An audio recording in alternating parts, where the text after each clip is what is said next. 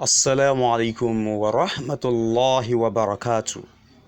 Welcome to my daily Arabic vocabularies. I am Mudaris Sulaiman Ali. Happy listening. We are going to learn from this lesson how to change the Arabic verb liyuglek to suit some certain pronouns in Arabic. Fi'lu amr, commandment. Fi'lu amr, commandment. We are going to learn how to instruct others to do something in Arabic using different forms of verbs. The question is, how do we change the verb liyuglek to suit the pronouns below? Liyuglek simply means he should close. He in Arabic is huwa, which is the opposite of here, she. So how do we now change the verb liyuglek to suit the following pronouns? Wahid, number one. Ana, I. So how do we change the verb liyuglek to suit ana?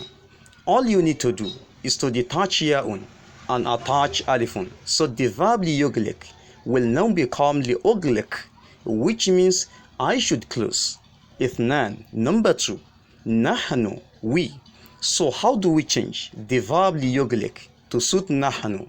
All you need to do is to detach yaun and attach nunun. So the verb liyuglek will now become linuglek, which means we should close. Thalatha, number three. Anta, you, representing a single male person. So how do we change the verb liyuglek to suit anta? All you need to do is to detach lamun and yaun. Then we bring in a borrowed alif. So the verb liyuglek will now become aglik, which means you should close, talking to a single male person. Arba, number four. Anti, you. So how do we change the verb liyuglek to suit anti? The same principle is applicable. However, we are going to attach yaun to the last letter. Remember, once yaun is attached, the letter before it must take kasra. As we know that yaun is the mother of kasra in Arabic. So the verb liyuglek will now become agliki, which means you should close.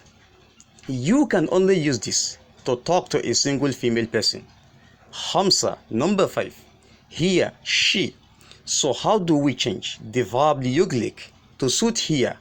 All you need to do is to detach yaun and attach ta'un.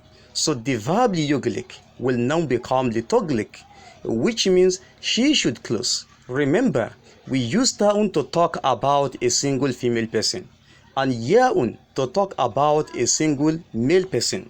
Talking about them does not mean talking to them directly. La'alaka fahimt? I hope you understand. MashaAllah. Udurus, learn. Walahis, and observe at the same time. Udurus, study. Walahis, and observe at the same time. Mufradun, singular. Muthanna, dual. Jamu, plural. Mufrad, singular. This is a word in Arabic that means only one. Muthanna, dual. This is a word in Arabic that means only two. Jamu, plural. This is a word in Arabic that means more than two. A plurality in Arabic starts from three upward, unlike English, where it starts from two upward. Then we talk about mudhakkar. Mudhakkarun, masculine. This is a word in Arabic that represents a male person or a male object. Just like the verb, aglik can only be used to command a single male person to close. So if there are two, all you need to do is to attach alifun to the last letter. Remember, once alifun is attached, the letter before it must take fataha, as we know that alifun is the mother of fataha in Arabic. So the verb aglik will now become aglika, which means you should both close. In case there are more than two, all you need to do is to attach wawun to the last letter of the verb aglik. Remember, once wawun is attached, the letter before it must take dhamma, as we know that wawun is the mother of dhamma in Arabic. So the verb aglik will now become agliku, which means you should all close, talking to a group of male persons. So you may ask me, The alifun written there after the wa, what is it doing there? The alifun is only telling you the wawun written before me is not part of the verb. Rather, it is an extra letter. Then we talk about mu'annas. Mu'annasun, feminine. This is a word in Arabic that represents a female person or a female object. Just like the verb, agliki can only be used to command a single female person to close. So in case there are more than two, use the same form of the verb to command. So if there are more than two, you go and replace ya'un in agliki with nunun carrying fatha. Then you give sukun to the letter before it. So the verb agliki will now become aglikna, which means you should all close. Talking to a group of female persons. La'alaka fahimt? I hope you understand. MashaAllah. Al-istimal, now the usage. Wahid number 1. ليغلق خالد الباب بالقفل. ليغلق خالد الباب بالقفل. ليغلق خالد.